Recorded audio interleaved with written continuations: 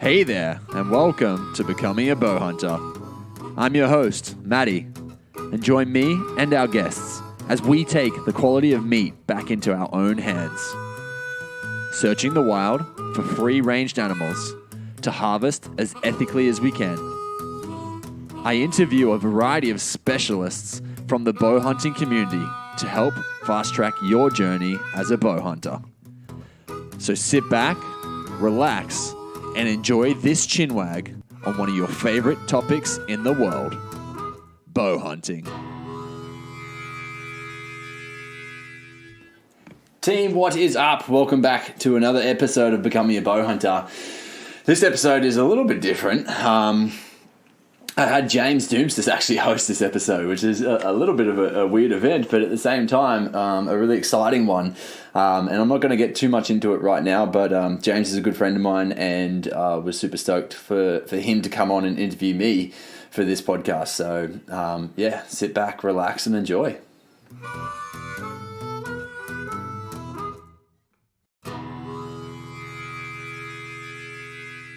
You introducing it? I don't know. Do you want to introduce it?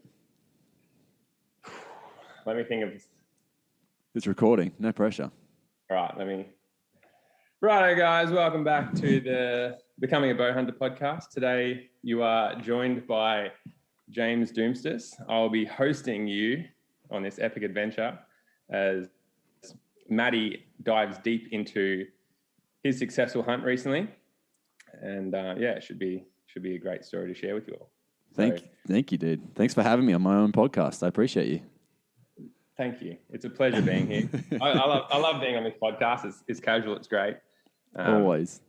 So I'm just feeling that we can't do it in person. Yeah, more. Definitely. It's unfortunate that you had to meet Aiden so fast on your way up. Yeah, it was just a thing. Like he was going across the NT, and he was sort of like, he had a couple of days of fishing with our mate for barramundi and stuff that he was doing. And he had one camera, but he's like, oh, I'd love the rest of it. And I was like, well, if I sort of leave now and just like, essentially I thought I was going to have to drive through the night. He was sort of kind enough to be like, oh, look, if you want to sort of like stop for, I ended up getting like 3 hours sleep on like a 19-hour drive. So he's like, if you want to just like sleep for a bit, I'll sort of make it up in because it's, it was 27 hours from Townsville to Darwin. So Jesus. He's like, if you, I'll make it up on my drive if you want to do it, or get some sleep, essentially. I was like, oh, that's sort of kind of you. So, yeah, we end up meeting, and I literally just like dumped the gear, and I was like, well, see you later. It's just so like it's true to bow hunting, right? And the outdoors in general, and the amount we're willing to sacrifice to make it all happen. And obviously you guys go above and beyond to make it really happen, to bring everyone else in the adventure as well. As do I, and I try to do that on the podcast, but it is interesting. Like, we literally will drop everything and go and drive overnight if that's what it takes to get a good hunt in, or to capture the experience a little bit more. And I think that's what's really cool about, obviously, the great outdoors, and all of us who are doing it and trying to share it with everyone as well. Yeah, for sure. No, it's definitely like a lifestyle. It's definitely something I've caught the bug. Anyway, today is not about me. Better start doing some actual hosting. So, Matty, please enlighten us, share with us the story behind. So you got to sneak out. You just had your second beautiful child. Mm-hmm.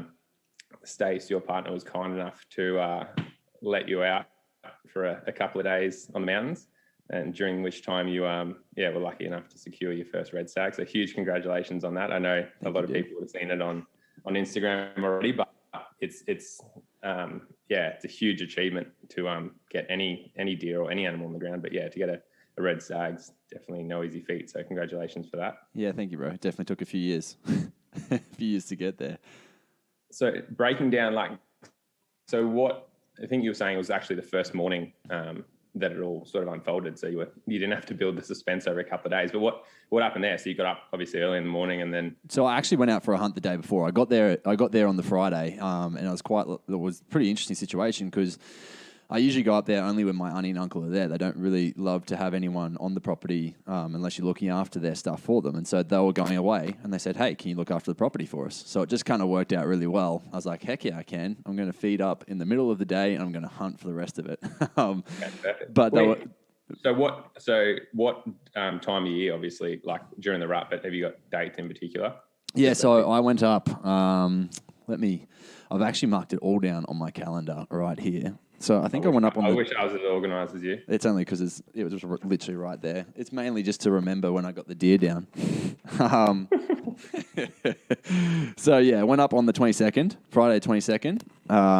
And then, yeah, so pretty much went out, got there, fed up straight away, and then went out for a hunt in the afternoon. I just walked the creeks, and for anyone who's been listening for a while, you would have known that they had a massive flood go through there at the start of this year, and it's like completely changed the banks of the creeks. Like literally, Crazy. Yeah, what was 5 meters wide is now like 30 meters wide. Like it's extreme, the difference. Like they had 800 mil in 2 days or 30 hours, I think it was. And it's literally just changed the lay of the land. So it was the first time I got to walk through the creek since then. And it's pretty crazy. Like there's bulk fish through there. It wasn't even running creek beforehand. There's bulk fish through there. It's just all this awesome new sign of pigs and deer and stuff. So I was getting super excited just walking through there. And there was just one part where I was on the banks walking along and I saw this awesome tree. And I'm like, man, that's awesome. Like that's actually a really good bedding spot. I'm going to creep over there and see what's there. And I got there and there was nothing there. So I just kind of stood up. And as I stood up, there was a big stag across the river from me. He just up and kind of looked at me and wandered up the hill. I'm like, they're about. Like it's just a nice feeling to know that the deer are there. And so I just sat there for a while just watching him in awe. And then I was like, okay, it's probably time to get moving. Like the sun's coming down. And I hopped up and started walking. 5 hinds just bumped up. They were, oh, boom, boom, started barking at me. It was so cool. But it was just funny because I could not even see them with how dense the riverbed is now with all the trees and shit in there. It's crazy. It's changed land. But yeah, anyway, so I got out in the afternoon. It was just, is that kind of that feeling that puts you at ease, because I hadn't really seen that many deer since the flood, so it was just kind of nice. I haven't been out since the flood, so it was just nice to see that they're there, know that they're about. And then I went back and just kind of did my thing, and that night, my cousin's husband, Dan, was coming up. And so he arrived pretty late at night. We ended up having quite a late night. We ended up having a few drinks as well, so which is something that I don't really do that much of, to be honest, when I go hunting. I'm usually very focused on the point and just I want to be there for that. And he's a rifle hunter, I should mention. So it was kind of like we were just planning out what we're going to do. I think he got there at 9 o'clock at night. So we're just kind of planning what we're going to do in the morning. And so it was like in the morning we hopped up at, I think, 4 o'clock so we could feed up, and sun's not up till 5:30. And just to lay it out a little bit, the property owners have sold the back part of the property. So this was literally the last chance we're going to have to hunt on this back 700 acres or thereabouts. And it's what we call Deer Alley because there's bulk deer up and down the back there. And previous trips I've been on, that's the only place I've seen deer on, which is kind of scary because they've sold it on us now. But it's like this flat land. You didn't get any input on that clearly, did you? No, unfortunately not. You're like, don't do it. It's not worth it. It needs to be written in the contract that we can still hunt it maybe. Yeah, it should do. So this is kind of our last little stint. We're like, we owe it the respect to get down there and make sure we can try see if there's any deer down there at least. So it's kind of a big flat block, and then it's got ridges at the back wall and ridges down the side of it. And so with the way the wind was blowing, we had to pretty much go all the way to the back wall.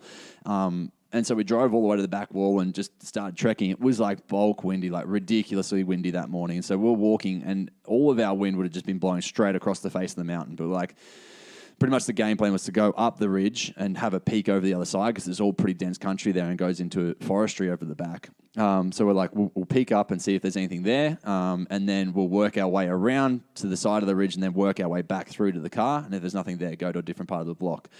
So we started going, and with the amount of wind that was there, I'm like, we've just blown out this whole ridge. Like, nothing's going to stick around for much time here. Did you hear any roaring like in the dark when you were trucking up or anything like that? Or no. To be honest, I wasn't expecting to hear roars. I'd heard from so many people, more so around like the Kilcoy sort of area, that it had gone quiet. It'd been quiet for like the last week. Yeah. So I was like, you know what? There's a fair chance we're not going to hear any roars. I'm not going to bother doing many roars or calling or anything. That was kind of just like, let's get out there, find the deer and see what happens. Yeah. And so given it was actually a pretty cool morning with all of the wind, I wasn't sure if we were going to hear anything or not. And so we're trekking up the mountain, didn't hear a thing. And we kind of peeked over to the other side of the mountain. It's so crazy, dude. Like, this is only a 3,000 acre block, but I'm still finding new places every time I go there. So we're literally hunting this new part that I hadn't even seen before. I'm like, what the heck? Yeah. 3,000 acres in the mountains is like 10,000 acres on the flats. Like, just because there's so many like benches and bowls and like, you know, it doesn't really take a lot of land for it to quickly become, you know, just, like significant in the way of like how big your hunting area and the scale that you have, especially because obviously covering that amount of distance on the flats is significantly easier too. Like, you know, walking 150 meters elevation is like walking a kilometer on the flat. So yeah. 100-fold. And then it's pretty dense, like trees over there. And so trying to glass and actually get good views down into the valleys is really quite tough. So you trek 100 meters and it might be 100 meters that you've never covered before. So it was interesting kind of going over there. We had a fair bit of a look around, but there really wasn't much. So this is probably a good hour or so into our hunt. I think we got up there pretty much right on daylight, like daybreak. So 5:15, 5:20, something like that. And we started to make our way back around. So this is on the back half of the back ridge. We've made our way around onto the side ridge, essentially that sides that paddock. And we're going to trek our way around the top and then make our way back down and kind of go through the flats to get back to the car. And so we start trekking our way through. Wind's like directly hard in our face as we're kind of coming around. And because of the amount of rain that they had in January, there's like bulk landslides. So we had to cross over one landslide, and then it went really, really thick. Like I had to get out my secateurs to start snipping my way through lantana and different bushes. And so we crossed through, and then within probably 15 meters, there's another landslide. So we cross our way over the landslide, and it's pretty dodgy. Like getting over those landslides, you're not really sure what it's going to be like in regards to how stable the ground is. And so I need to have a quick pause here because a lady from my gym just recently went out hiking with her friend. And they were sitting up on top of a mountain, like just on the cliffside. And her friend hopped up, and as she hopped up, pushed off of a rock and kicked this rock into the lady's chest. Boom, knocked her off of this cliff. 25 meters, straight fall. And holy shit. I know, and she lived. Like straight fall, she lived. She landed on like the one patch of green grass, shrubbery, whatever it was, in that whole little block. Got away with like a broken spine, a fractured... I think she broke her scapula and like a bulk amount of internal bleeding. So she's actually back up walking. She's back at the gym, like I think within 8 weeks or something. And it's just like, oh my freaking God. Matty cracking the whip was like, yeah, I'll see you in 8 weeks. No, not even. When she came back in, I was like, what the fuck are you doing here? I can imagine. So wow. I know, right? So we've come to this landslide, and I said, dude, I think we're better just to go down the hill. Like, we're best to use this landslide as our route out. But you stay back like 15, 20 meters. Don't freaking kick a rock onto me. Like, that's all I was thinking. I didn't tell him the story, but I'm like, just don't kick a rock onto me, okay? Having experienced that in New Zealand, like dealing with massive scree clips and stuff, like you're constantly like, you know, especially like I've only hunted with, like most of the time was with Aiden, Nick and I, but even just doing it solo, like sometimes you're kicking rocks and you're screaming at the boys like, move, you know, because something like some size of a basketball, like even after it's moved 10 meters down the cliff, it's got some speed. And if it hits you in the leg, like, and your leg's half stuck or whatever, like, you know, it's going to do a lot of damage. And especially you're in places that like, they don't offer just like a quick way out. Like it's like you're carrying your mate down the mountain, like, you know, for Ks. So yeah, I can definitely see like how things can go wrong pretty quick in that sort of environment. Yeah. And so this is like pretty much very jagged, straight rocks, lots of slippery rocks that we're stepping down. And so, yeah, of course, every pebble that he kicked, I'm like, fuck, what is that? Like, don't kick it at me. But I pretty much, they call me old mountain goat Turner. So I was smashing it down the hill, and Dan was pretty sketchy, like coming down pretty slow, which was all for. I was like, hey, make the safest route that you can do to get down the hill. Yeah, right. And at times, I even did some sketchy moves on the hill. I'm like, cool, that probably wasn't worthwhile, but I made it, which is good. And then at one point, Dan just disappeared. He's gone off, and he's trying to find a different route. So I'm walking down this hill, and then something spooks in the bush next to me and runs off. I think it was a dog. So I've knocked an arrow. I'm just sitting there, just kind of waiting to hear where it is, what's happening. And it's just in kind of this thick grass. I can hear it moving through, making its way through the grass. And so I'm sitting there for ages, just kind of trying to find my right angles to see what I can do. Then all of a sudden, Dan just yells down the hill, Matty, like in the loudest whispering voice he could. And he just puts his hands above his head to signal for a stag. I was like, oh, that's interesting. And so I'm trying to look for it for ages, and like I could not see it whatsoever. So he's now got some speed on his descent, and he's cruising down pretty fast. And he gets to me, he's like, man, there's a massive stag down there, big 5x5, and there's a hind as well. And I'm like, okay, where are they? He's like, well, we got to go down. They're feeding up this way. I'm like, cool. So we made our way to the very bottom of the hill. Probably had like another, I don't know, 50, 60 meters to get down to the hill. And we get down the bottom, and he goes, man, it's through this way. And it's that real tall, long, thick grass that almost looks like lemongrass or something. Like it's just, and every time you step through, it's like whoosh, like so much noise.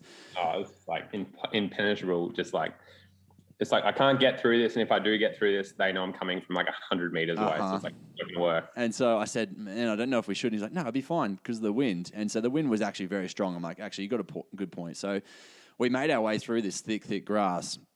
And it's pretty much on a bit of a ridge. And we kind of just come over the ridge or the finger of this hill. And as we come out, he just walks in front of us. Big old stag walking away from us. All his glory, 80 meters away from us. And right at that point, the wind blows on the back of my neck. And I just said, oh, fuck, dude, you may as well take the shot. And he goes, no, man, it's fine. Because he didn't run off or anything. He's like, no, it's all right. You go for it. This is a good opportunity for you. And I'm so glad that he actually, because originally we said, look, we're here to get some meat for the weekend. Let's make that happen first, and then we can do bow hunting and rest of the hunting and whatever else. He's like, no, dude, it's fine. You take your opportunity. That's such a hard thing when you've got like the bow and the rifle, because you always have opportunities that you want to give to the bow hunter, but then the rifle, like it's so much easier. It's like it's so hard to like secure which ones first. Yep. Like it's sort of good that you had like, okay, let's get meat first, but obviously it worked out being like, no, Matty, you go, push yourself, like go have on a stalk sort of thing. Yeah, I was really grateful for that, and I think especially because he knew I hadn't had a stag yet. Like I'd gotten some red hinds down before, but to get a stag down was kind of the big ultimate goal of being there for the weekend. So. He's taken plenty of stags in his time, and so he kind of saw the 5x5, and he's like, oh, you know, it's a youngish stag, like compared to what I've had. I think he was really after a big boy if he had come across one, and if it was a big stag, I'm sure he would have happily taken the shot. A bigger stag, I should say. Yeah. And so this stag's just kind of wandered over the hill, and we had a quick look out to see if the hind was there at all, and we couldn't see her. So pretty much between us and him was a little valley.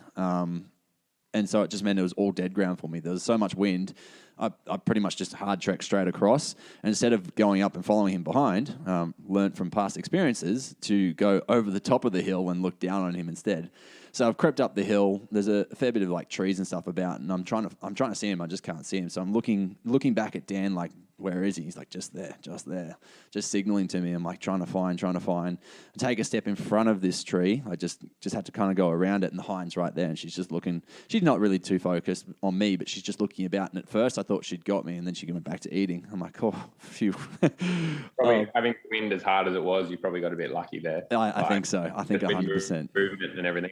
Yeah, and so she's in straight view. I can see her. I'm like, oh, that's a straight shot right there. I could take that right now, and she'd be gone. 22 meters she was, and then I see his antlers just like knocking around in the trees below. He's down into something in the tree, and he's really excited by whatever it was. Like he was happy to be eating. And he's down there for ages, and she eats off. She just goes over the hill. And so I'm sitting there for ages just waiting for him to come through, and he just wouldn't make a move. And then he eventually starts to walk, so I draw back. I'm like, yes, here's the moment. And instead of just being like, take a few steps, eat, which I thought he was going to go, like I thought that's what he was going to do based on how he was, he pretty much just took off for the girl. Like he like step, noticed her and just started going. Yeah. And in that moment, I was at full draw. I'm following him. I'm tracking him. I'm like, this is the moment. I'm like, if you don't take this, it's done. And so, boom, took the shot. And I hit him, and he ran like 10 meters, and he looked back at me and kind of wobbled a little bit. And then he just walked off. And I go, that was a shit shot. And I actually had like the worst feeling overcome. Like, dude, my heart sunk into my gut. And I almost started crying. And it's actually like, it was so overwhelming. The feeling of, you just injured him. You've just fucked up this whole situation. Like, here it is, another year, and you've gone and stuffed it. What are you doing? And you put a lot of pressure on yourselves, especially like you've got, like I said, it's like years of accumulated pressure and like hours in, practicing at home, like all that stuff for like literally a split second moment. So you can imagine like the amount of pressure that you put on yourself in those moments. And like, and then to finally get a shot. Did you actually see where the arrow went? Yeah, and it was back. It was not a great shot. Back. It was so, and I was like, you know what? If I'm lucky, I've hit liver here. And straight away, I was like, why didn't you just hind call her like him? Like, why didn't you just try stop him? I've watched that much content. I've done that much, but it was literally like a split second where he was in a gap of, it would have been probably 3 meters of straight, like, vital shot that I could get him on his run. And so I was like, even if I call him, will he run away? It was like all these thoughts going through my head in that instance. And so Dan comes up to me. He's like, man, that was so cool. And he's like, was that complete pass through? I'm like, yeah, my arrow's just down there. I actually need to check it. So we go down and check it, and it's like thick, dark red blood, but then a little bit of gut on it. And I was like, oh, I'm like, dude, it's not a vital shot. I'm like, he's probably hurting a lot, but I don't know if I've done enough to kill him. I said, we need to go over and actually try find him, but let's let him just rest for like 5 minutes or so. And so where he went, he kind of ran up this hill, stopped, and then had these little wobble and just kind of walked off. And he wasn't well. I knew he wasn't well. Anytime you see a wobble or like a irregular gait or something like that, it's like pretty good sign. There's some from a veterinary point of view, like there's some hypoxia there. There's some like lack of blood flow getting to that brain. So it's like, okay, he's either, unless it's like musculoskeletal where you've actually hit him like in a leg or something, it's like, okay, well, he's limping because you've probably fractured his front leg or something like that, or his back leg or whatever. So he's obviously got an excuse. But yeah, anytime you see like a little wobble, it's like, okay, there's actually something going on. Like, it's worth, from my experience, those animals, it's like, even if it's like a shot that you think's terrible, it's definitely worth spending some time trying to find them, even if the blood trail's not good, because often you can get a lot of internal like bleeding and stuff, and whereas the external might not be as impressive as you want it to be. Yeah, and so we went down, looked at the arrow, and I've looked around, and we were on, I don't even know what it is. It's kind of like maybe some sort of legume or something, and it's like green leaves with red, like a red root or something. So it's pretty much, it's green at the top with red for the rest of it. So it looks like it's so hard to find blood at all on grass or legumes or whatever it is like that. And so I said to Dan, I'm like, dude, we're just going to have to look for him. I said, I'm going to go up this way and you just go down here. Let me know if you find him. And so I probably walked 15 meters, and Dan comes running back around. He's like, Matty, come back here. So I come down, and I'm trying to get down to him like pretty fast. And he's like, stop, like slow down. And I was like, heck, he's right there. And I'm trying to make my way through, but there was this fallen tree and all this sticks and stuff everywhere, all shrubbery. And I'm like, I need to back out and go around. So I walk out and I come back around to Dan. He's probably another 10 meters on from where he stumbled off from me. And he's bedded. He's just sitting there, just laying. And he's just looking around, and you could just tell he was not well. And Dan said, do you want me to finish him with a rifle? And I said, heck no. I said, I'd really, I'd really like to actually get this deer down. Like, I'd like it to be. Excuse me, back the fuck up, my dear boy. Yeah, and so I was like, no, man, let me see what I can do. And so I got into a spot. I couldn't actually really see him. I could just see his antlers kind of moving around stuff. So me and Dan switched spots. And every once in a while, the deer would kind of look back at us just to see what was going on. Didn't really know we were there, and then he'd just kind of look back around. And the way he was sitting was just on this hill, kind of down on the slope. So the shot that I could get was pretty much through the back of his rib cage into his chest cavity, just to finish it up. And so I was like, you know what, that's a clean shot. Let me take it. Have your rifle ready just in case. Like, I don't want him to suffer for too much longer, but I'm pretty sure I can do the shot on the next one. So drew back and get it into it. Yeah. Exactly. So drew back, and at first I was just like rushing it, and I was like, take your time, dude. Like, he doesn't know you're here. So I just sat there for a while, made sure. I just went through like literally everything I've practiced for the last 4 years to make sure my shot was all on point. Took some deep breaths, and then I just made sure my bubble was good, and boom, took the shot. And he hopped up straight away and took a step. And at first I was like, oh, didn't I? And then I just saw this big old gush of blood pour out. And I was like, no, he's done. And then he ran off, and then I heard an actual crash out. Like, he was out of view, but I heard a crash. And so I said to Dan, dude, let's give it like 10 minutes, and then we'll go find him. But I'm pretty sure he's down just over there. And it must have been maybe like 20 seconds later. I was like, oh, let's just have a look at the arrow real quick. So we went over and had a look at the arrow. And I was like, oh, let's just follow the blood trail. We'll just see if we can see him. And there was, I was going to say, there was that much blood that I was pretty certain it was done. And so we walked out, and we were pretty slow. We were pretty peaceful about it. Walked out, and sure enough, I could just see his antlers kind of sticking out over the grass in this bit of an open land. So I knew it was done. I was like, dude, let's just go slowly, but I'm pretty sure the job's done. Like, so we went up to him nice and slowly, and there he was in his majestic waist, just laying there. I was just, dude, the overwhelming feeling of like gratitude and success and like all of the time finally paying off was just, it was crazy, dude. It was absolutely insane. What type of person are you? Like, I know I hold it together really well until the shot, and then afterwards, like I know when I shot my red, similar time as you this year, we like I get massive like adrenaline dump, like full shaking, like uncontrollable, like hands, legs, all of it, right? Did you get tears? Like, tell us, what was the emotion? Like, what's your emotional response to the actual like? So I think to start with, because I was feeling so shit about the first situation, I was just like, I was dead set near tears at that point, because I was like, you've just injured an animal, and that feeling is just absolutely horrible. And not what we strive for at all, right? And so I was like, I was so gutted at myself. But at the same time, I was spent like the last 12 years essentially trying to help my body deal with stress. Like I know all the practices to make sure that I can deal with stress in those situations. And so I'm so clued in with my breath. Like I ice bath every day right now just to really help with the stress situation if ever kind of come across it. And it really does transfer to that situation. So I literally took the shot, and it's worry until I know that it's done. And once the job's done, it's like relief. And that was pretty much it. So I didn't have like a huge adrenaline dump or anything. I think I can kind of calm the nerves pretty quickly based on just all the stuff that I do outside for that's right. Which probably helped you in that situation. And that's the thing, like that was something I didn't want to interrupt your story before, but I feel like a lot of people in that, when they get that second shot, they try and rush it. And from my experience, it's like one of the worst things you can do, because that's like it generally. Like you don't get a third. Like if you push, like if you don't do a great shot, they generally, especially deer, like they'll run 100, feel sorry for themselves and sulk.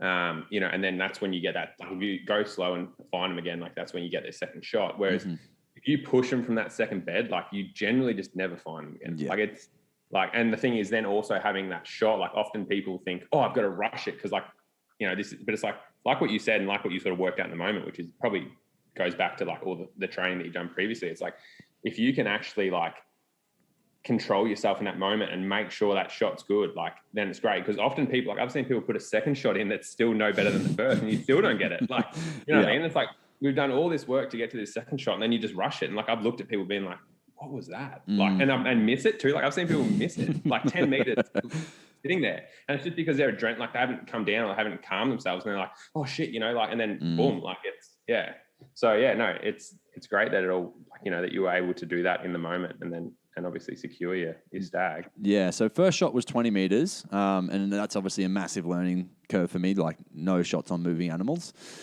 And then the second shot was, it would have been 12 meters or thereabouts. So I mean, that's distances that I practice at 30 most days when I practice. So it was easy.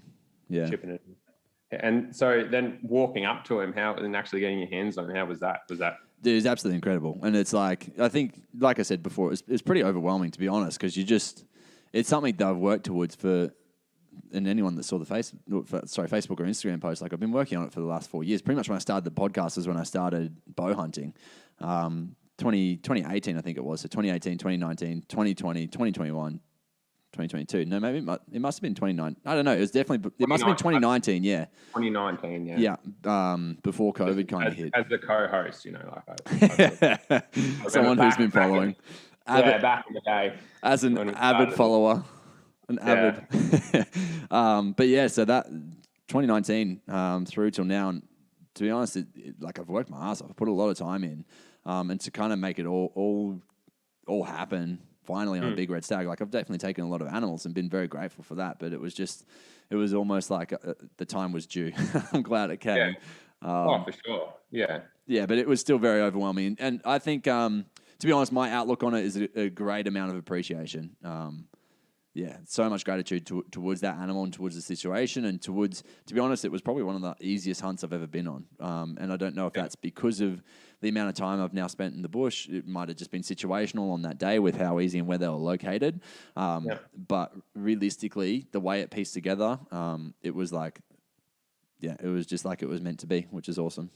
No, that's fantastic.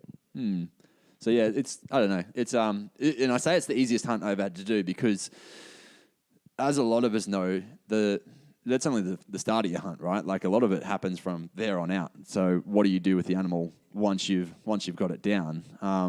That's what I was about to ask. Like, how did you go about? Like, 'cause I know you took all the meat. Yeah. Like, how were you somewhere that you could get like a vehicle somewhat close, or were you packing it all out, or how did you go about that? Yeah, so this is where it gets really easy because it was literally at the bottom of the hill. There was a gate probably 200 meters from where it was, so we could drive straight to it. Yeah.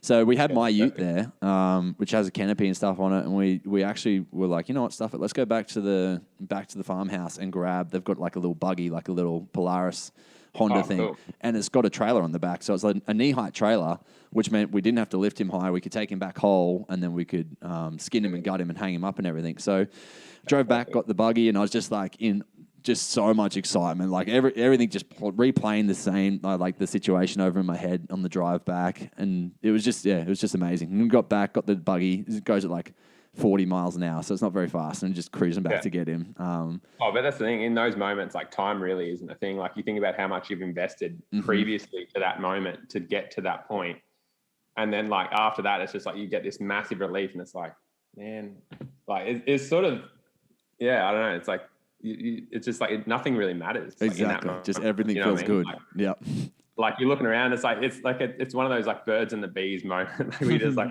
oh, there's a beautiful flower. Oh, literally, that's 100% what it was like driving back. Like, oh, this is such a peaceful day. Now I could probably run faster, but you know what? Who cares? Like life is so good right now. You're like, dude, that 100% nails on the head.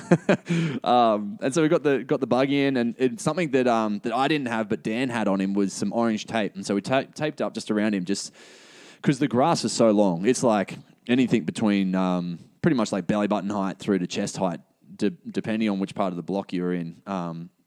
And so we tied some orange, like just conveyor tape up on the tree. And at first I was like, there's no way we'd lose him here. But we literally drove in and went the wrong way to start with. Like kind of went this way rather than that way. And it straight away put us off like where we're meant to be going. I was like, oh, there's the tape. Like we chucked it up there. And so drove back and got him, loaded him up. It was super easy to load up, and got him back to the house and started doing the skinning and gutting and everything, and left him to hang for the day so he would crust up a bit. Yeah, perfect. So then how, like it was obviously having him back at camp, it was easy enough to take everything, and then going back to your place in Brizzy and having to, how did that go? I was going to say actually before that, so why I said it was probably the easiest hunt ever is because of that situation, the pack out situation, right? Like I've been on hunts where I'm literally in like the deepest gullies where I have to climb out of creeks and over hills and whatever, carrying the whole animal. Right. Whereas that situation was just so simple. And Dan had this pulley system, which was just so good. It's something that's been advertised recently. I don't even know what it is. Like this big yellow strap with a pulley system. You just pull the deer up. So simple. And so we pulled it up and we left him to hang for the day. And then we actually went out hunting again for the afternoon because Dan had to get a deer. I can't want to tell that story actually because it was actually a part of the land where we'd been in. It's a part where I'd always seen stags, and I said to him like, "Dude, if we go into this block, we should go straight to here." And we were just walking along so cruisily, like so slowly, and sure enough, the deer were right there, like as expected. And it's just one of those situations when you start to really know your block, you can almost guarantee they're going to be at least in one of the spots where you know they're going to be. So it was kind of just really refreshing. Yeah, going like when you were like, "Oh, it's probably one of the easiest hunts I've been on." It's like I think that's because of what you've done in the lead up. Like we said, you know that block so well. You know the animal's behavior so well. Like you've got in, you've sort of done the process of like, you know, you've shot a couple of hinds, you've sort of learned their behavior, you've learned what you can and can't get away with. And I think, you know, whether today it was just like it was made easier because you had 30 knots an hour winds coming straight in your face, you know, but like you know, it's not like, and that's what made it easy. Like, but the thing is, like, if you spend enough time out there, something just will walk up to you. Yeah, definitely. Like, you know, if you sit under a tree for 6 months, eventually, like, something will walk past you that you can shoot. And even if you're the worst person, then it just comes down to being like, if you can, worst hunter, sorry, it comes down to being able to like shoot. So, you know, but obviously then backing it up and going to find one for Dan that afternoon. Yeah. And so I think you're 100% right in regards to the way that the winds were. It was just so perfect because this part of the block in particular is like one of the parts where I've always lost deer in the last 20 meters just due to the wind swirling so much. And it was just so consistent and so good in this point. And we came along like a 6x6 with a hind and a yearling hind. and we're at 40 meters when I first saw them. Like, dude, they're right there. And so he's got the rifle up, and I said, do you want the stag or are you going to take the hind? He's like, I'll just go the hind for meat, because the stag was so pretty, and only a young boy. He's like, he's got some growing to do. Like, it's great that he's like got that exactly that mentality about it. He's actually he's the president of the Ridge Group. Wow. And so it's good because Clark's kind of really installed that on him, and it's like, hey, something like that you can let grow, and it's going to go incredibly well for the whole population there. Sure. Yeah, and the thing, like, you know, especially obviously it's sort of hard because even you just said like you're losing access, but like I think if we more looked at that across Australia as hunters, like about, you know, it's not just my block, but we're managing deer, you know, across the board. And like obviously if you haven't shot one, you know, like progress your whole way up. Like I'm all about progression. Like you don't just go out there and shoot a 10-year-old like 7.7 or whatever off the bat. Like if you never shot a red, go and shoot whatever you can, like, you know, because like, but in the same sense, like if you've already shot 5-4-year-old young 6x6s, well, you probably don't need another one. Like, why don't you just try and, you know, like, yeah. So it's great to see that you had that, especially with a rifle, you know, like, cause they can really rape the village if they want to. Like, 100%. So it's great. Oh, for sure. It's great to see he's got that self-control. I actually thought afterwards, I was like, I should have asked him if I could have taken the shot, because we were at 40 meters and they were walking straight to us. I'm like, yeah, if we just sat around for a bit, it would have been just another good hunting opportunity for me. But at the same time, we were kind of there to get the job done. So Matty raped. I take that back. Matty raped. Yeah, no, not at all. He's like, I'm chalking up on the opportunities I can get. He's like, every bit is practice, right? So, so we took a hind, and we had the buggy and trailer with us because we knew we'll come back with meat that afternoon. So we drove it out already. And we actually couldn't get the buggy to it, so we had to drag the deer. And I mean, when I say drag it, we had to do like a 400 meter drag, 600 meter drag. Like, it's still nothing compared to what I've had to do previously. And it's just like a complete game changer. So yeah, we got back and skinned her, gutted her all up, and it was just amazing to know that we're waking up in the morning to butcher. And it was actually Dan's birthday in the morning, which is like, we woke up and he's like, man, I couldn't imagine a better birthday. Like, thank you. I was like, wow, that's pretty cool. Yeah, no, for sure. It sounds like an ideal birthday. Yeah. And so like you said before, the work kind of starts afterwards, right? So we got to butchering, and we deboned him and her, deboned them both. And it took 4 hours of deboning pretty much to break down the muscle cuts and get the bones out. And I'm definitely not completely new to it, but I'm definitely not a butcher or anything like that. So it's like, it takes time to know where you have to cut and making sure you're following the folds and whatever else. So 4 hours of deboning, and he filled up a 95 litre fridge plus like a quarter of a 55 litre esky. So there's a lot of meat there. Yeah. Yeah.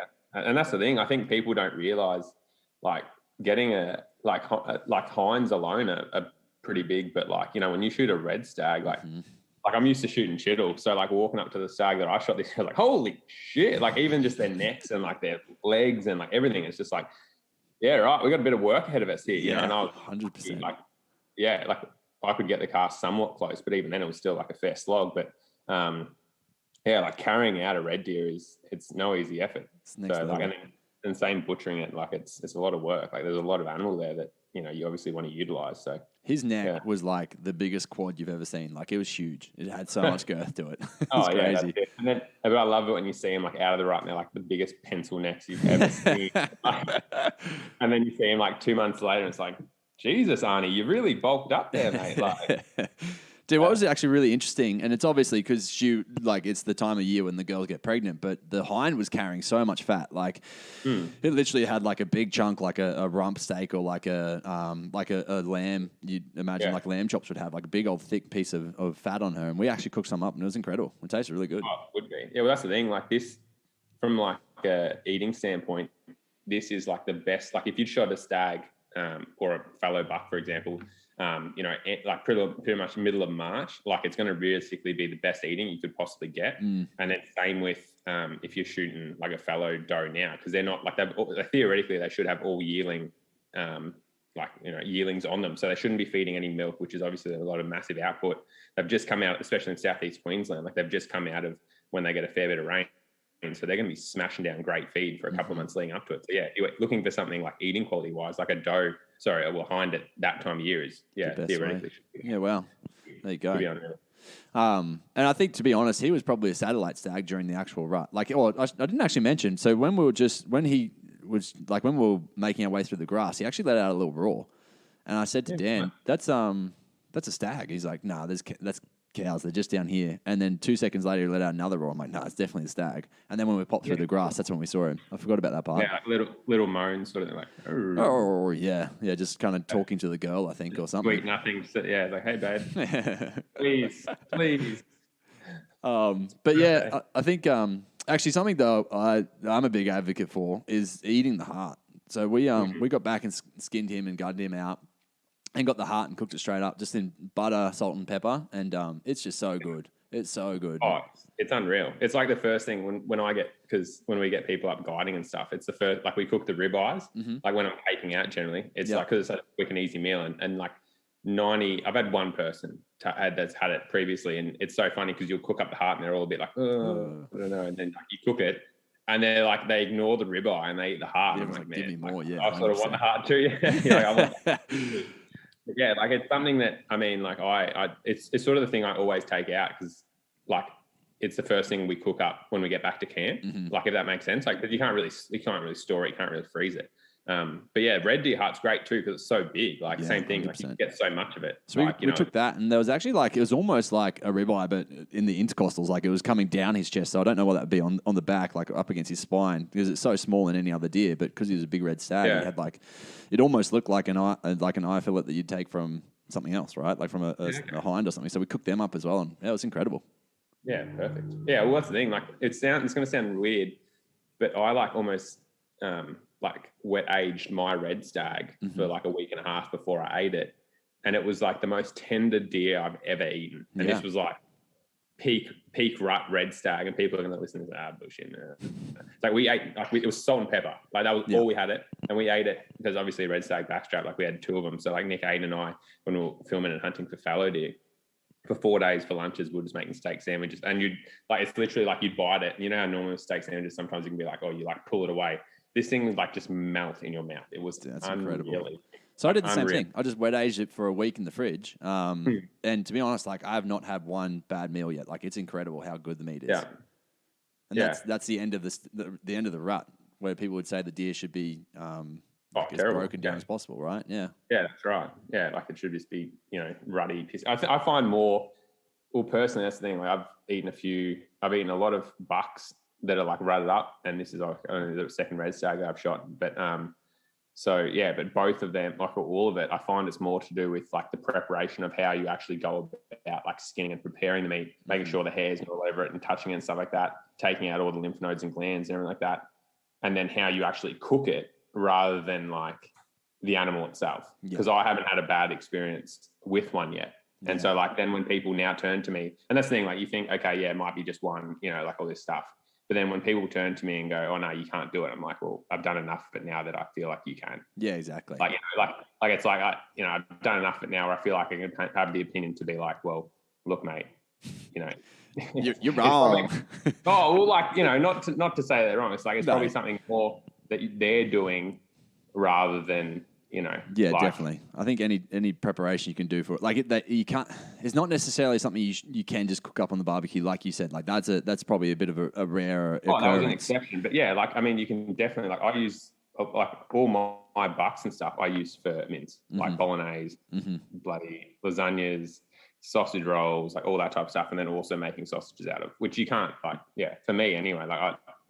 I'll make sausages and give them to people that don't hunt. Yeah, And they're like, oh, these are the best sausages I've ever had. And it's like, well, if you knew what these are made of and what everyone thinks that you can't eat from this animal, like this is literally the piss stain covered area of a fallow duck. And you don't even like venison. So don't tell me that you can't eat bloody. Dude, I think like shanks and neck and all of that, like that's some of the best cuts on an animal of any type. Slow cooking. Yeah, I slow love so slow good.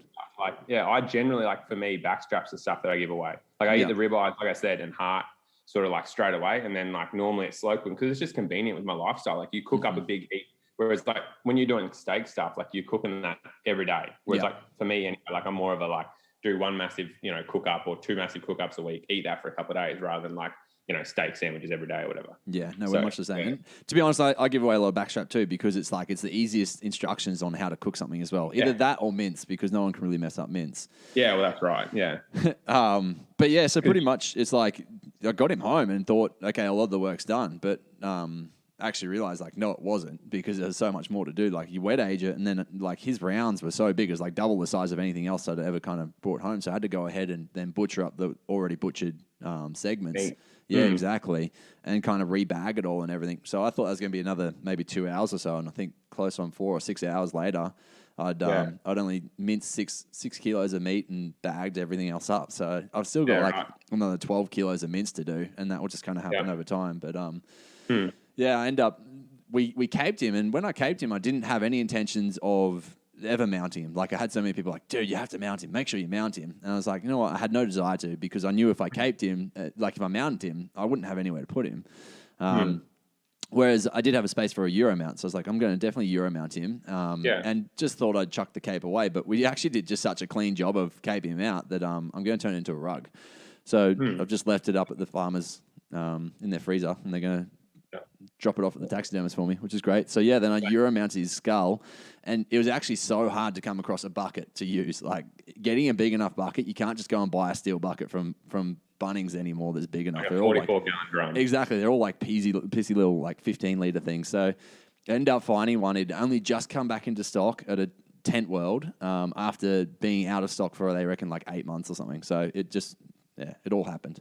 They knew the rut was coming. Yeah, must have. So yeah, every bit of him, I'm super stoked to say like every bit of him is being utilised, which is great. Sure. And so you just peroxided and end up Euro mounting him? So what I did actually was I boiled him up at the farm to start with and didn't get enough of it off. So boiled him and sprayed him down up there. So brought him home, found that the big tub and then boiled him up again. And I got the hot tip that you should chuck some nappy sand in there rather than using the peroxide because I've heard that peroxide can be, this is just what I'd been told, that peroxide can be pretty extreme on the skull, like can kind of break it down over time. I don't know the validity of that, but it was also easier to just go buy some nappy sand from Coles or Woolies. So I just jumped in and grabbed some and put that in for the last 2 hours of the soaking, and he's turned out really well. Yeah, perfect. Yeah, what's the thing? Like, did you end up using a gurney to clean the skull, or did you just put the nappy sand in to clean it up? No, so I did both. Yeah, just to make sure I get off all the little nitty gritties. Well, that's what I like. It's so dumb. I used to use a wire brush. Man, one of these things that like I slap myself for essentially. Like you get, like there's things in my life where I look back and there's like pivotal moments of learning, especially because I'm a stubborn man. Like people will message me now about that and how I finally admitted it, but I am a stubborn person. Yeah. And so like someone will tell me like, and I'd seen people using gurneys and I was like, oh, look, it's pretty good with a wire brush and like you can get a fair bit of stuff. Holy shit. Makes a big difference. As soon as it was like $200 and I was like, man, this has saved me like an hour. Like you just done. Done. Like, and then you just pull all the like the nasal terminants out and stuff like that and like clean them up. Really. Oh, anyway. It's something in the Bowhunter's blood, hey, to make things harder in general. It's dumb. I just think about how many skulls I've cleaned and like I'm just like because I actually haven't got anything mounted yet. Mm-hmm. And so like, which is another topic, but so I've done a heap of Euros and like all the rest of it, but people, I don't know, just go and buy like to Bunnings, go and buy like $150 gurney or a $200 gurney, use it on your car, use it on your back deck, whatever, I don't care. However you have to justify it to your partner. Use it on your skulls. Go and get a gurney. Yeah. And then use it on your skulls and you'll just save so much time. Or just know someone with a gurney. Freaking know. It actually worked out pretty rad. So a few years, there's like literally one of my first hunts that I had on this block. I found a deadhead, and it was a great deadhead, just a completely bleached from the sun deadhead. Yeah. And so I made a little mount from wood that was taken from the property, which is super cool. So it's all very all ancestral within this own little own little location. And so it worked out really well. I got this guy home and I replaced him, put him on the Euro mount station, and now I've got the other one just sitting in the corner. It's still in the same room, so it's like it's a full death room now. I've got they're fighting each other back and forth. Yeah, I've got 2 different stags in there. Got a goat in there. Got a fallow skin in there. It's pretty cool. Got some antlers all over the place. It's good. Nice dining room topic. conversations happening. Conversations starting. Yeah, sure. Exactly. That's cool. So I guess, like, obviously this has been a massive, have you got any like plans for, or like goals, I guess, going forward with hunting, or is it just like, in terms of like, you've just got the stag that you were chasing? I mean, obviously losing access is always a bit sort of scary. I know you've done a fair bit of hunting through like the Ridge Group and through Clark. But what's next for you in terms of what goals, what are you going for? Yeah, I think really the goal is just to keep providing meat. Like at the end of the day, antlers and trophies are all well and good. They're great and they make you feel good. But at the same time, the biggest thing that I got into hunting for was actually to provide meat for the family. And so really that's my goal. But within saying that, I also have, I've got the goal, I've written it down for the last 2 years. Last year was definitely messed up because of COVID, but to get out and get a fallow deer down of any sort. And it's funny, the further I'm kind of going on from this, I'm like, okay, well, what other hunts can I start to do within Australia in general? And so it's definitely something that I'm kind of opening my eyes up to as to, okay, well, fallow deer is definitely kind of the next big goal. And maybe like I'm going to a block, luckily, soon near Tamworth. Grant Rand's been nice enough to take me on his block. I know that they've got some really good fallow deer there. They've got some really good sized boars there. So I'm like, hey, either of those I'd be super stoked with. Yeah, for sure. Yeah, so that's kind of the next goal in June. Oh, so it's coming around the corner. Yeah, real quick. Because I think he's got some blocks where they actually bachelor up after the rut and stuff too. So you should have a fair chance at maybe getting around a buck afterward. But it's definitely perfect time of year for mountain boars and whatnot. So, and with how much feed they've had there, if you shoot any pigs, eat them. Oh yeah. They've had 2 years of great, like obviously don't shoot a big rutted up 90 kilo mountain boar and then eat it, because that's not going to be good. But I mean, then I'm yet to eat. That's like one of the things I don't eat. So I'm yet to eat like I know the fellas in New Zealand, like anything they shoot, they eat, like in terms of pigs and that. Like you always see them carrying out big boars and that. But it's just like, anything sort of like 70 kilo. Like I sort of just make an assessment of age, and I think that's wrong. Like I probably should be mincing those big old pigs. Send it to the Germans, mate. They'll have it. Oh, they love it. Yeah. So can't be that bad for you. Oh, I think as long as you check the vitals, right? Like make sure that there's no signs of disease or anything, and outside of that, it's fair game. Yeah, that's it. Oh, I just can't believe you got it done. I just remember I saw that photo, or saw the photos on Instagram. I was like, there has been a lot of work. Like obviously, like you said, 2019, leading up to this point. And I think that's the thing that people like. I think you've done a great job. Like, you've done a great job illustrating through this podcast, but also social media avenues, like that. It's not just about killing an animal. Like you've showed that, like, if we wanted to, like what you said before, like you could easily rape and pillage. Like if you wanted to use a rifle and go and indiscriminately kill, you could do that. But it's about so much more than just like, getting that animal on the ground. Like it's the time, it's the effort, it's the money that you've put into it to make it, make the journey become a lifestyle. Like, even your partner, like allowing you, like I said, you just had a second child, like, less than a month ago. Went out. Yeah, it's crazy. Yeah, like, so it's like to be, like it clearly means a lot to you and your family to be able to get that time out there. And then, coming back with meat and a fantastic trophy is part of that, but it certainly doesn't happen as often as, the amount of effort and time that you've put into it. So yeah, it's great. You've done it like, you do a great job in with this podcast, but also just everything, sort of showcasing that. I was going to say, maybe because I publicized it took longer. It was like the, I don't know, maybe actually it was like, it was built up pressure, but at the same time, it's like I had it hanging over me that if I'm going to publicize it, it's going to take as long as it's going to take. I don't know. But no, the same side of things, like, I've heard of people that don't have partners that let them go out. And I think realistically, she understands how much of a mental break it is for me. Like going out in the bush is something that fills my cup up, whether I come back with deer or not, whether I come back with meat or not. Yeah. And I think every single, like it's something that all hunters understand and agree on. But at the same time, it's like if you're thinking about getting into hunting, it's like one of the best things about it is like it's a meditative experience, or like it's an experience where you come back feeling so refreshed, even if you've absolutely worked your ass off for the whole weekend. One of the big reasons why I've always been a big push for it, especially for just the mental health side of things that it does for people in general, but in particular men, is great. Oh, for sure. Like, I mean, I get that same sensation just like to carrying around the camera as well. Like, it's like I spend way more time nowadays just filming other people or taking photos and stuff like that. Like, even to the point that like when I'm going hunting myself and I'm solo hunting, I'll have the camera out and generally my bow's on my back. Like, like I'm out there normally like, getting photos or filming stuff. And it's very rare. Like, I'm pretty lucky that generally the freezer's always full. So like I'm quite selective on what I'm taking and stuff. And if it does get down, like I'm always fairly confident in sort of getting an animal on the ground to fill that back up. But yeah, like I'm definitely very selective about, every time I pull that trigger, like because at the end of the day, you are taking a life. Like, and that definitely. doesn't come, especially coming from like, someone who's a veterinarian, like that doesn't come as a lightly, like you're taking an animal's life, whether it's like you're buying it from a packet in Safeway or Coles, or whether you're selectively going out there and doing it yourself, like, something dies for you to eat. So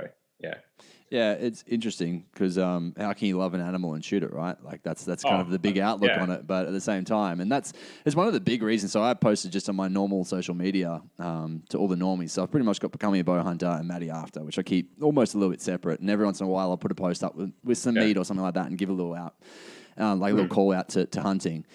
Whereas this time I was like, the only bit of like, should I or shouldn't I, was between should I put the photo up with me smiling or cheering about it with my bow up in the air, or just a photo of me with the animal. And so I just put a photo of me with the animal, and I put it out, and I felt really compelled to actually share the journey, and I was compelled to share what hunting actually is, not what it's seen to be, which I think a lot of people think of it as just the raping and pillaging, like you were talking about before, the whacking and stacking. It's all very brutal and inhumane. And so I wanted to kind of really share it. And I was, at first, I was like, this is going to ruffle some feathers, and I'm all right with that. Like, whatever happens, happens. And I put it up, and straight away got attacked. I was like, "Whew, there we go." I was like, "That's the real moment." What sort of things were these people? The attack was more so, if you so need to go and do this, then why do you also, like, if this is purely just for meat and looking after your family, why do you also feel the need to post it up on social media to get external gratification, like from other people liking your posts? And then she's like, because you've posted a grip and grin, she said, because you've posted a trophy photo, I am unfollowing and unliking. I'm like, cool, be my guest, because in this day and age, if you can't disagree with someone and still be friends, then I think really that's the problem with the world. Need you in my life. Exactly right. So it was that was the first, like, cool, and that was like within a minute or two of posting. I'm like, Jesus, well, you're in for a ride, Turner. Yeah, you're like, it's going to be spicy for the next couple of days. But what was interesting is that I took my daughter to a gymnastics class. And I came out of the gymnastics class. I didn't reply to it or anything. I just left it. And when I came out of the gymnastics class, and I had like so many people who had privately messaged me, and so many people who had jumped on the post and messaged this lady saying like, well, where the heck do you think meat comes from? Like, why? Like, just so many people, and normies. I'm talking about people who are everyday people, don't go out hunting or anything like that, who just completely had my back. And I was just like, I was a bit overwhelmed by it. Like, I was just like, wow, this is incredible.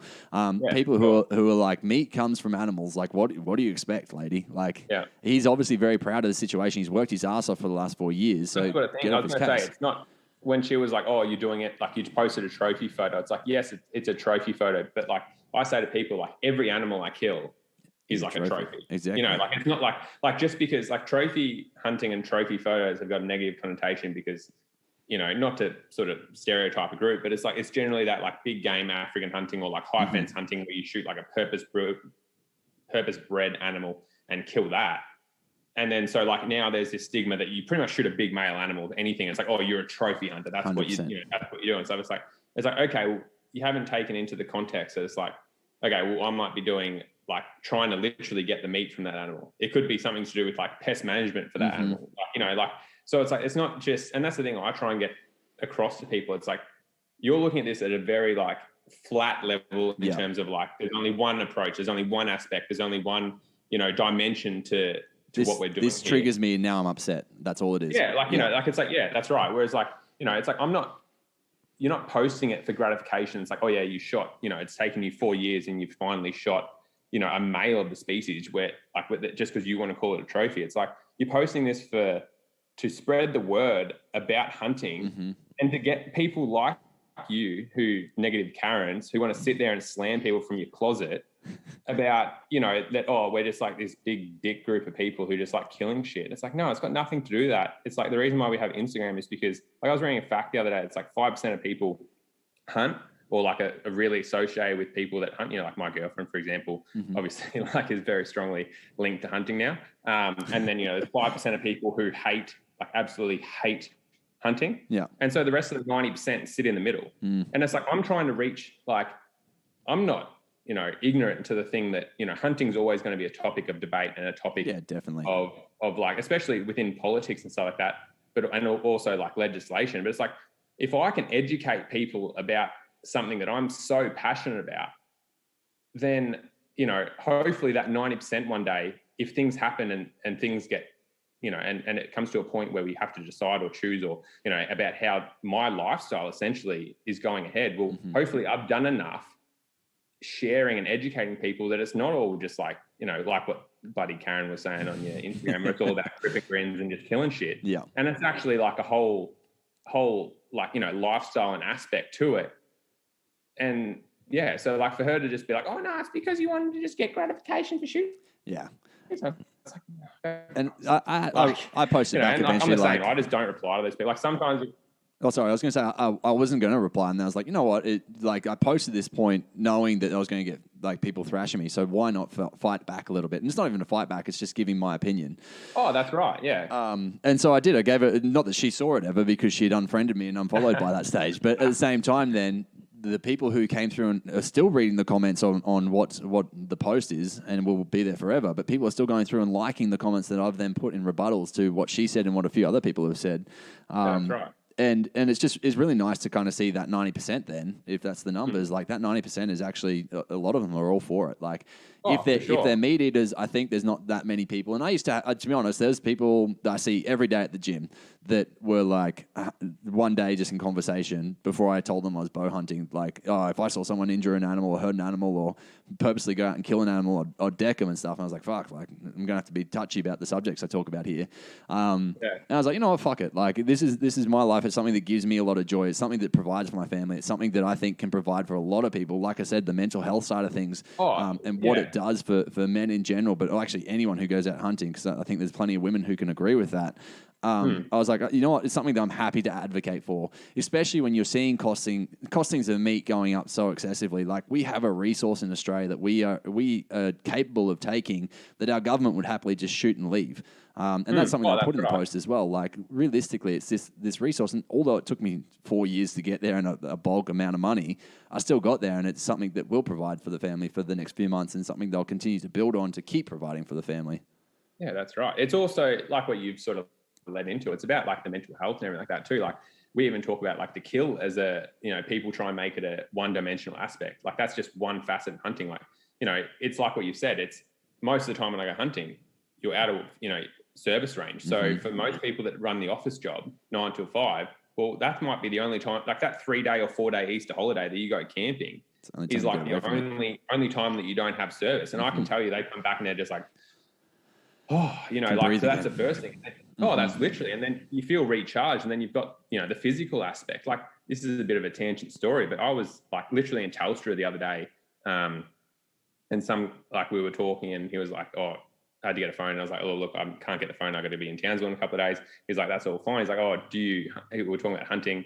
And he's like, oh, do you know Adam Greentree? And I was like, yeah. And he's like, oh, I've listened to his podcast so many times. He's like, with Joe Rogan, he's like, oh, he like looks like he lives a life. Like, I was in Melbourne. He's like, oh, like you barely even see the stars and all this stuff. And he's like, oh, I wish I could like live this lifestyle. And we sort of sat there afterwards, and I just said to him, like, man, you can do all that stuff. Like, I'm like, there's heaps of state forests like around in Victoria. Like, I'm like, you can do it. And he's like, oh, really? I'm like, yeah. Like, I've been talking to him on Instagram since and everything like that. But I'm like, the thing that, like, it's obviously a lot of investment into like hunting and stuff like that in terms of gear and all that, especially with bow hunting in terms of time. But like the camping, the hiking, that aspect of it and the benefits that come out of that for physical and mental health are endless and so reachable as a goal for everyday Australians. Like we've, like sure, we're not as lucky as New Zealand and the US with like public land in terms of hunting access and like that, but like there is endless national parks. That we do, but it's also like there is endless, like in terms of the like, you know, a lot of the benefits of it are coming from, like, obviously the meat is a great resource that we get, you know, when we're successful, but like even just the mental health and the physical aspects of going out for a 3-day camping trip and like, or hunting trip or fishing trip, or, you know, like that's what we're trying to share through these posts, as much as, you know, that we've got the meat in the end of it as well. Like it's a whole picture. Like, definitely. I think with the modern day technology, unfortunately, our endorphin centers are broken. Like, we can jump on social media and get that external gratification, or like instant gratification, just from scrolling. Whereas when you go out, like, it's a different source. It's like the most natural source you can get of gratification, going out and being in nature, being away from the rest of technology. I call it superficial happiness.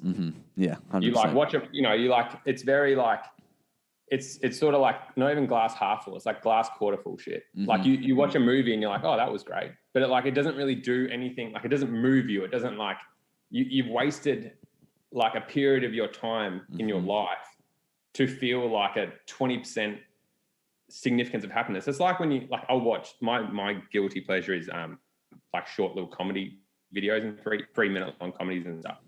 And I'll sit there and watch them. And then, you know, I'll be like, oh, that was great. But it didn't, like, you know, you laugh for a bit, but it didn't really like get you anywhere. Like, you know, whereas I'm in the mountains and I'm sitting there in the rain, and like, I'll sit there for 3 hours trying to shoot something in the rain, or like taking photos. Like, I'll sit by a bird's nest for like 4 hours and someone's like, you're an absolute idiot. Like, you know, and it's just like, I had so much fun. Like, it's like, I had I'm so fun. Happy now.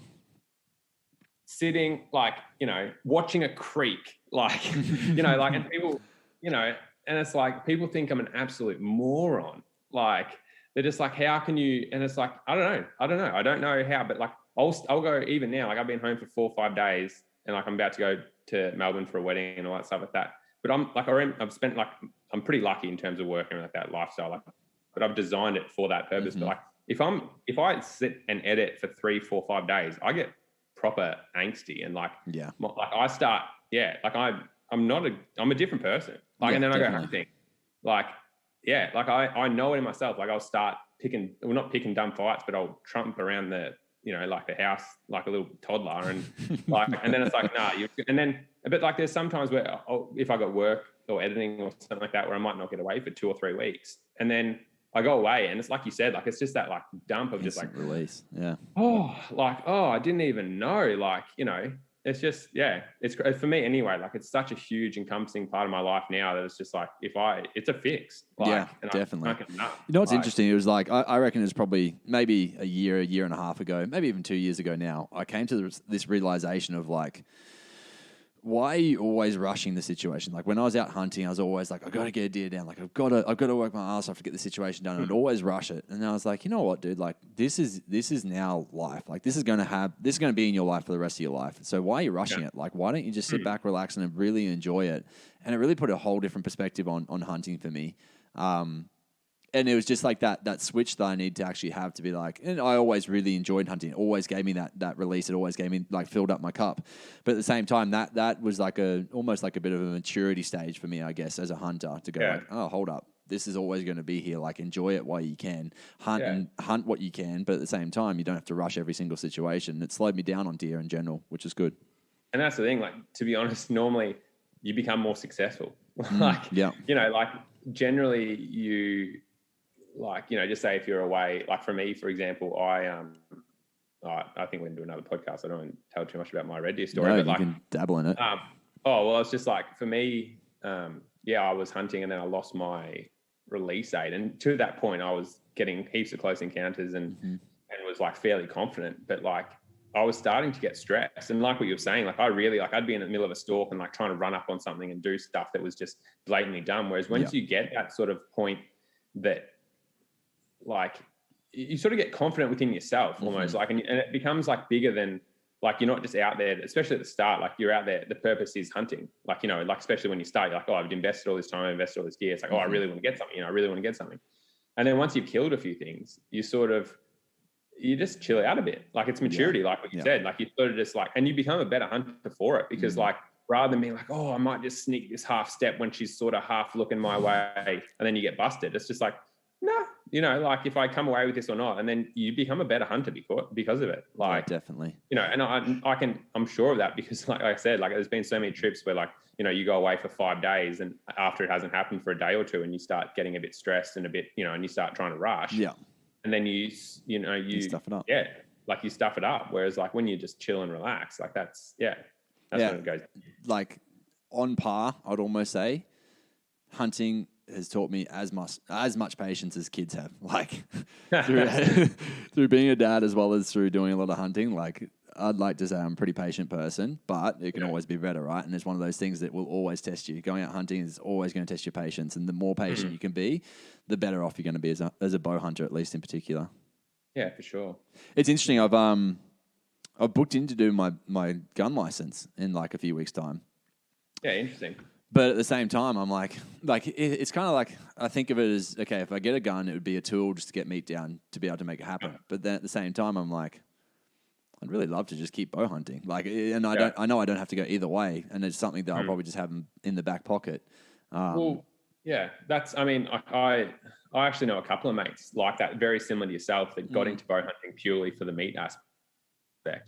Or like, majority share for the meat aspect. And I, like I've had mates with big everything in front of them, and they're like, man, I'm all about the meat. Like, they're like, I don't care if I shoot that stag or that buck or that goat or that pig. They're like, tell me which ones that I'm going to get the most and best meat from, and I'll shoot that. And it's like, wow, like that. And that's the thing, like a lot of them they love the bow hunting, but because they're only starting out, the frequency of which they were getting meat, they're like, oh, it's so hard to, go away on a couple of day trip and not bring back, like what you said, you've got a family of 2 now, or a family of 4, sorry, 2 kids. It's hard to go away and find time to go away. And like, it's even harder to go away for 4 days and then not come back, with the meat to show for it, sort of thing. And like, obviously their mental health and everything like that benefits from it. But like, there is an aspect of like, you want the result of the meat. And so I'd say take both. Like, 100% will.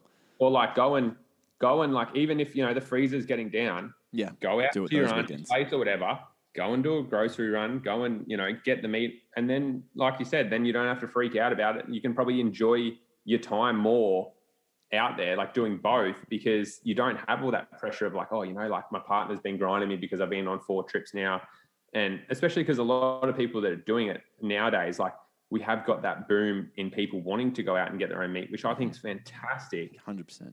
But the thing is, a lot of them go out and you haven't got a lot of experience. Normally, you probably haven't got great access either. And you're hunting state forest, or you're hunting high country sambar, or you're hunting like, oh yeah, I've seen a deer on here in the last 10 years, like sort of blocks. And so like you're already put against the worst scenarios, and you're trying to get these outcomes when you haven't got the experience either. And it's just like, start off with the rifle. Yeah. Get some success under your belt and have a bow there too. Like, especially if you're going away for a couple of days, like, secure the meat early and then go out with the bow, or like, try with the bow for a couple of days and then go with the rifle. Or, yeah. 100%. It's actually, it's interesting. I've had a lot of people reach out after I put the post up on my regular social media, and a lot of people are asking like, how do I get into this? What should I do? Yeah. And for most of them, I've said exactly that. Like, hey, I would not go the route of the bow. Like, yes, it might seem like it's easier to do to start with. Like, there's less barriers to entry, but it's going to take you a lot longer to do. Like, go and get your gun license. And then I've actually been recommending a lot of people to go to something like Ridge Group. Like, for instance, I've been out there and people have gone out in the afternoon, said, hey, Clark, I just want to get a meat animal down. And they go for a drive, they shoot a meat animal from the car, they walk it back, they cut it up, and they're done. And that's their afternoon. They literally hop back in the car and they drive off, and they've got an animal to butcher up when they get home.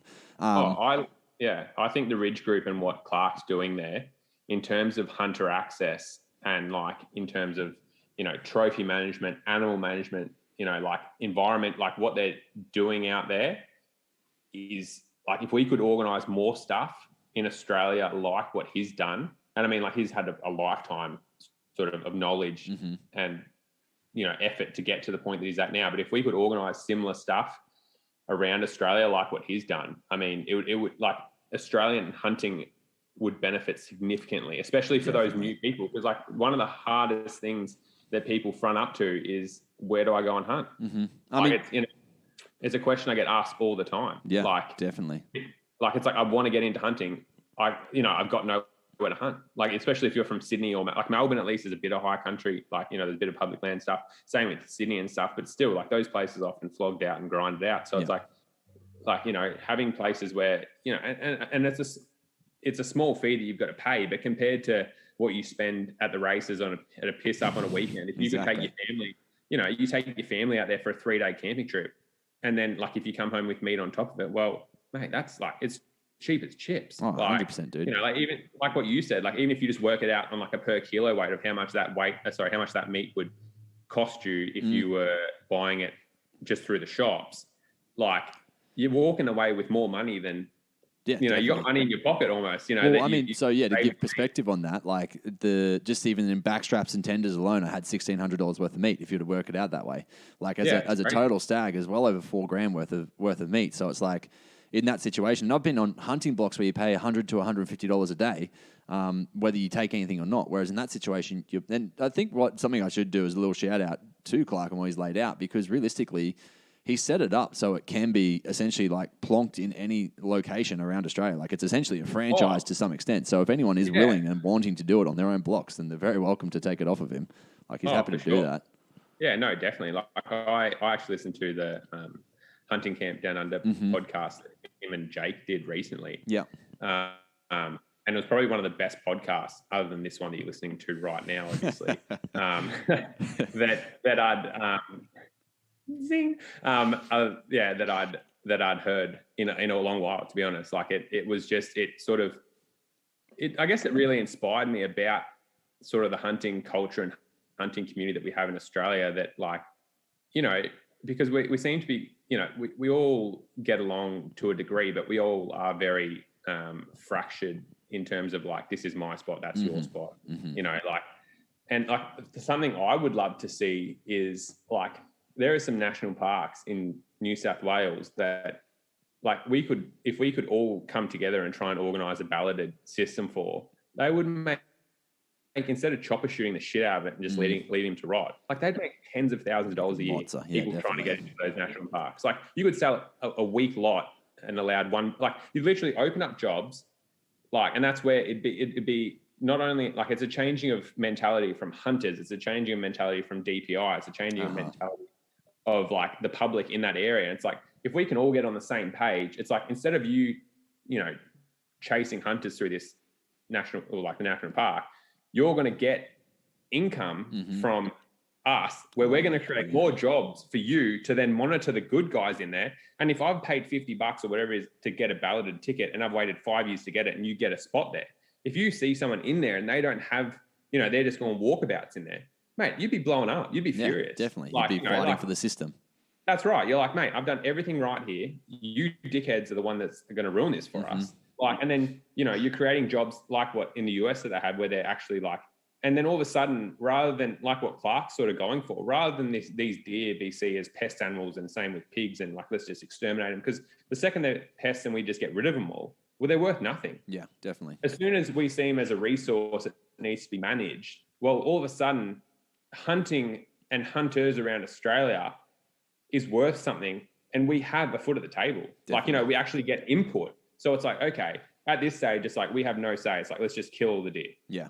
Man, it's a multi-million-dollar industry, easily, right? Like, you think about the cars we buy, the camping gear we get, the gear we get in general just for hunting. Like, yeah, it's crazy. Yeah.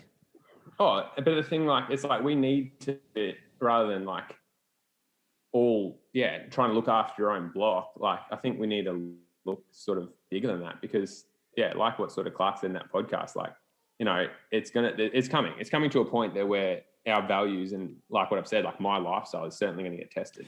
Man, and like, I mean, I actually talked to Clark about this, and it's something I was going to bring up on the podcast when I actually finally get to sit down with him. He was talking about how essentially bow hunting can be seen as, if you were to taken to court for bow hunting, you could essentially be prosecuted for illegal hunting, because they could argue with you that it's not the fastest and most humane way to kill an animal, which is what the bylaws essentially are written as. Like, he's like, if you were to go there and you had a gun license and you're also a bow hunter, there's a fair chance that people could take you under as a bow hunter, which is absolutely crazy, depending on the law system. Like, just the way that's written, it's not written well. That's in Queensland alone. Yeah, right. Wow. Which is horrible, right? It's like, scary. And it's not like we're actually doing anything illegal, But at the same time, they're saying that he said, look, if they wanted to, they probably could get you for it, which is crazy.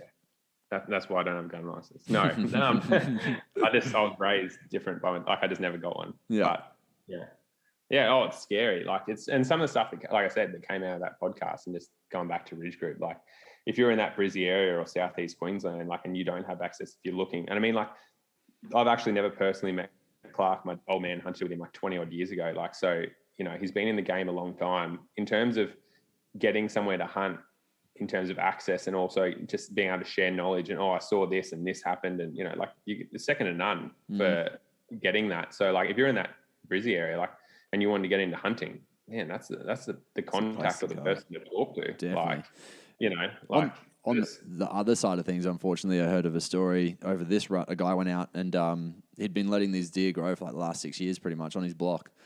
Got out there and 6 deer laying dead, all with the heads taken, nothing else, just left. And he said, like, his wife and kids won't even come out with him to the block anymore because they're just so worried about the poachers that rock up there every day. It's like, hunters are hunters' worst enemy, and it's always been the case. Yeah, for sure. Like, you know, and that's the thing. It's like, you know, the majority, it's like everything in life, the majority are great. Mm-hmm. And that's the thing. Like, I bet you those people that did that probably don't even hunt 95% of the year. Like, they just roll out for the rut.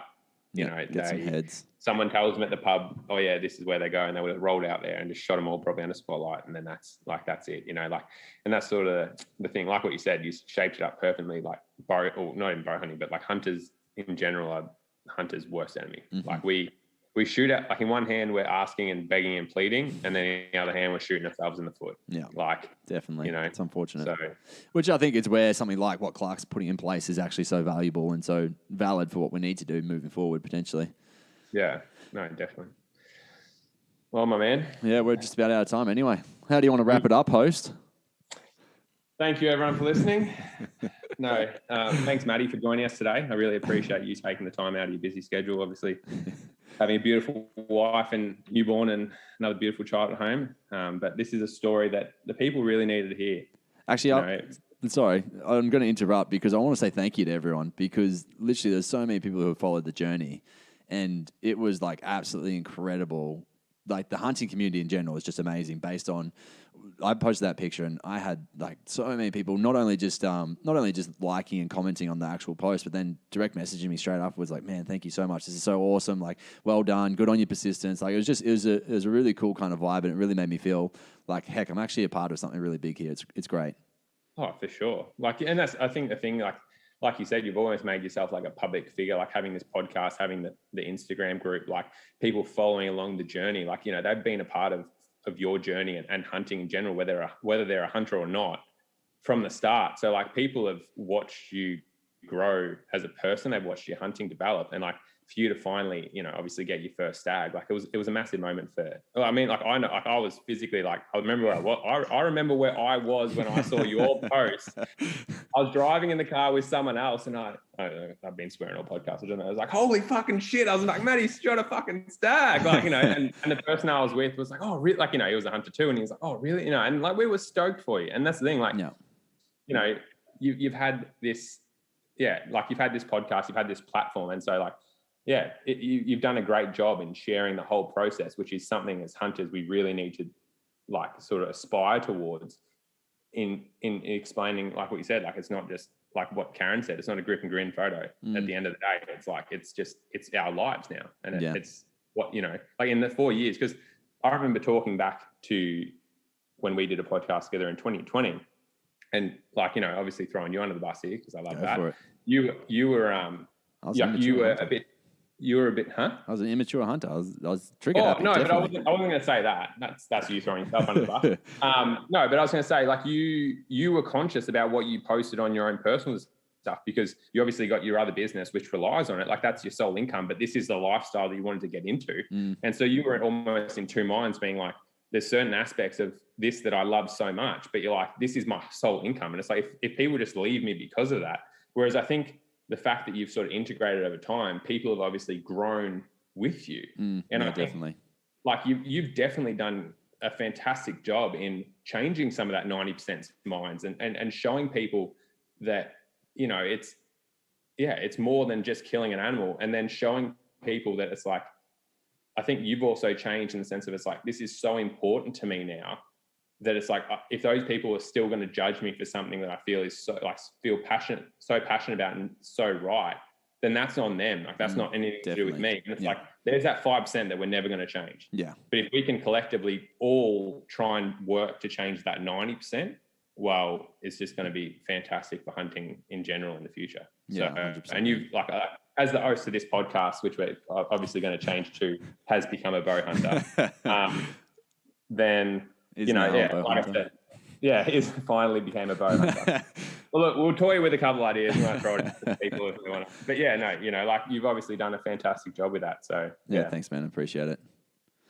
But and on that note, thank you guys for listening. Thanks for joining so far. I think I'll keep the name Becoming a Bowhunter. It's kind of already there, established. Yeah. That's cool. Well, it probably makes sense, but still learning every trip too, right? Oh, I think, and that's never the thing. stops. It's like, at what scale? Yeah, like the second that you stop learning in any aspect of your life, it's like, well, you've just become a sorry old bastard that you're not really trying anymore, are you? 100%. So, dude, thank you for you weren't the only one to offer, but you were the first. So there was a few offers that came soon after you did. I think they saw your idea. You couldn't have let in with, oh yeah, but I really wanted you. Thanks, man. No, I did. I actually did. I was so stoked when you said, when you said you wanted to interview me for it. I was like, that's actually a great idea. That's amazing. Thank you. But at the same time, it's you were chosen because you were the perfect man for the job. So thank you for hosting the podcast. Look, we got full circle with it. So thank you. I always like to drag you down, punch in the guts before I pick you back up, mate. That's it. Yeah, no. The old compliment sandwich. Thank you. I appreciate it. No, thanks, dude. I really appreciate the time. Thanks, man. Have an awesome day, and I'll see you next time. That wraps up this week's episode. Thank you so much for joining us, team. If you did have any topics, questions, or you wanted to suggest a guest for Becoming a Bowhunter, you can send me an email at matty@becomingabowhunter.com. If you are enjoying the show or you've enjoyed in particular episodes, please do me a solid and share it around with your friends. If you are not already, please hit the subscribe button, as the more subscribers we get, the higher the podcast gets ranked, and that definitely helps out for showing it to other individuals. If you are not already following me on Instagram, it's at becomingabowhunter.podcast, and on YouTube, it's Becoming a Bowhunter. Get out, team, fling some arrows, get that practice in, and walk those yards in the paddocks until you find those critters. That is it for now, but not the last time that you'll hear from Becoming a Bowhunter.